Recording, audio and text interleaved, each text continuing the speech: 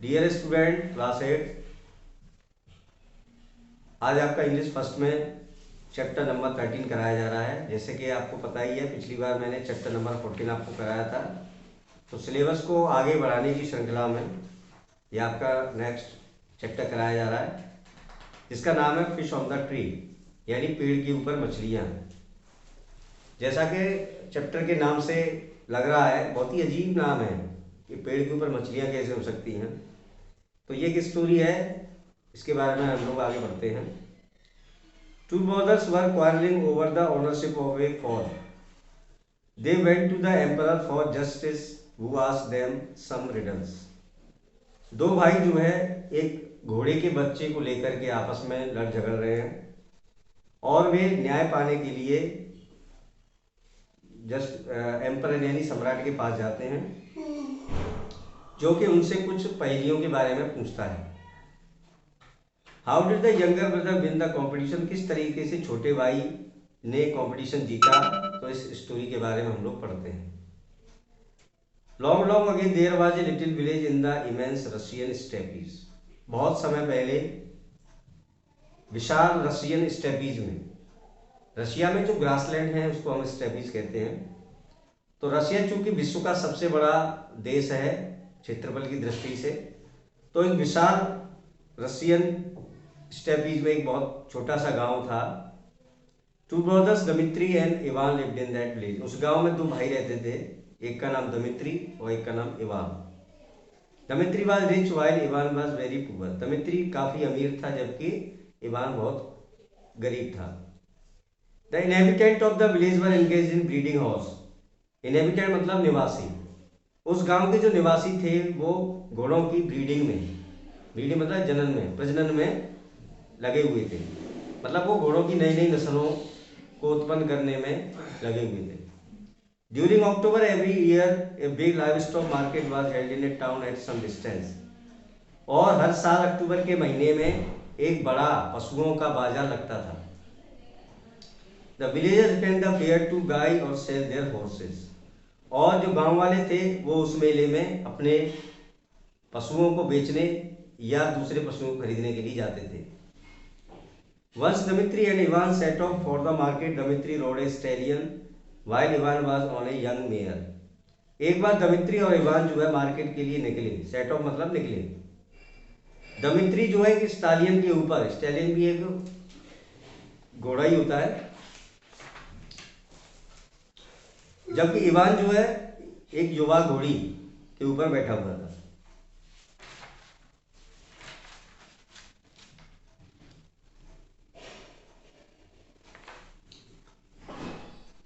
At dusk they stopped at a small roadside inn.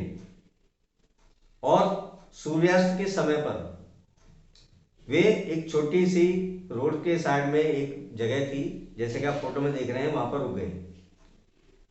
इन मतलब सराय या धर्मशाला। दे थेटन their horse outside before going to sleep. और सोने से पहले उन्होंने अपने घोड़ों को बांध दिया। When they got ready to go next morning, they were greatly surprised to see three horses outside. और जब वे अगली सुबह जाने के लिए तैयार हुए तो वो बाहर की तरफ तीन घोड़ों को देखकर अचंभित हो गए। तो कहने का मतलब ये है कि वो अगली सुबह जब जाने को तैयार हुए तो बाहर उनके दो घोड़े थे, लेकिन जब वो बाहर आए सवेरे तो उसको तीन दिखाई दिए। Well to be exact, the newcomer was not really horse. हालांकि जाहिर सी बात है कि जो नया वाला जो सदस्य था वो कोई घोड़ा नहीं था। It was a foal to which the mare had given birth during the night. ये घोड़े का बच्चा था जिसे घोड़ी ने रात में जन्म दिया था। Soon it had the strength to struggle to its feet, and after a drink of its mother milk, the foal staggered its first few steps.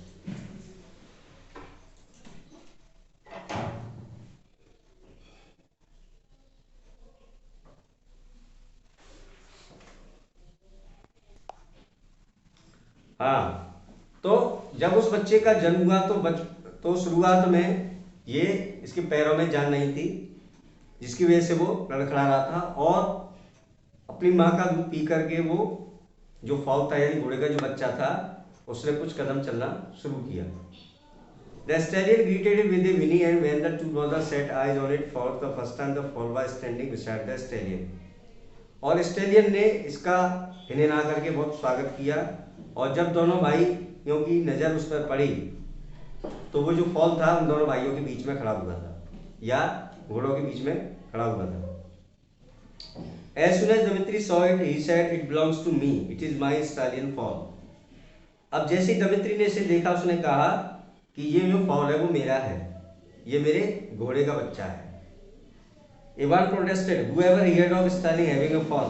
Ivan ने कही कि बेवकूफ हो क्या, घोड़े का कभी बच्चा होता है क्या?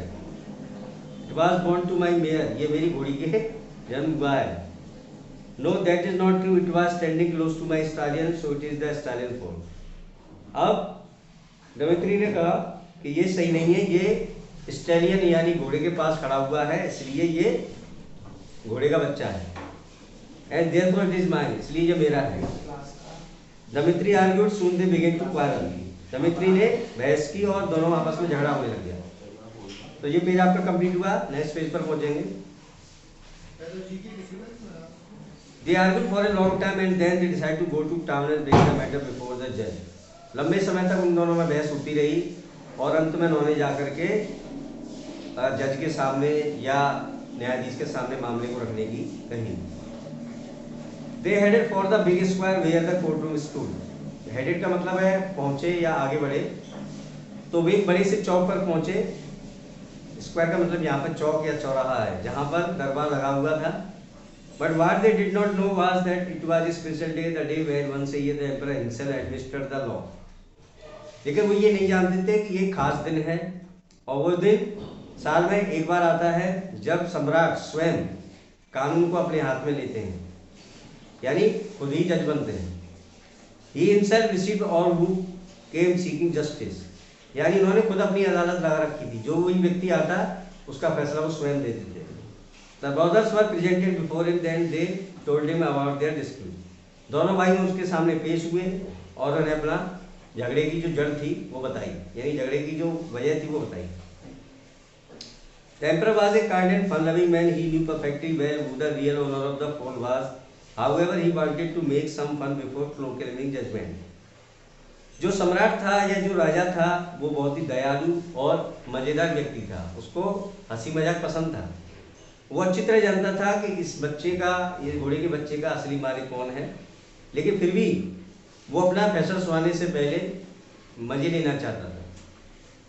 So he said, after listening to both sides of the story, it is difficult, rather impossible, to say exactly who the rightful owner of the fall is, since I cannot judge which of you should have the fall. इसलिए उसने कहा कि दोनों की कहानी सुनने के बाद, दोनों का पक्ष सुनने के बाद बड़ा मुश्किल है और कहने का मतलब असंभव है कि इसका असली मालिक कौन है, क्योंकि मैं निर्णय नहीं कर पा रहा हूँ कि ये बच्चा किसका है। It will be ordered to whichever of you solve some riddles. तो इसके लिए एक तरीका है कि जो मेरी पहेली को सुलझाएगा उसी को ये बच्चा दे दिया जाएगा। What is the fastest thing in the world? What is the fattest? What is the softest? And what is the most precious thing? अब उसने चार पहेलियां एक के बाद एक पूछी। पहला, फास्टेस्ट सबसे तेज क्या है, सबसे मोटी चीज क्या है, सबसे मुलायम चीज क्या है और सबसे मामूली चीज क्या है। He ordered them to return to the palace in a week's time with their answer. और उन दोनों को ये आदेश दिया कि आपको एक हफ्ते के अंदर इन चारों का जवाब ढूंढ के लाना है और जो ये जवाब देगा ये फॉल जो है उसी को दे दिया जाएगा। उम्मीद है आपको ये यहाँ तक का समझ में आ गया होगा। बहुत ही इंटरेस्टिंग स्टोरी है, तो आज आपको इतना ही कराया जाएगा। आप इसको रीड करेंगे और इसकी एक्सरसाइज वगैरह भरेंगे। जिन लोगों के पास पुरानी बुक्स हैं उनमें एक्सरसाइज को रेस करके इसको दोबारा से पढ़ेंगे। धन्यवाद।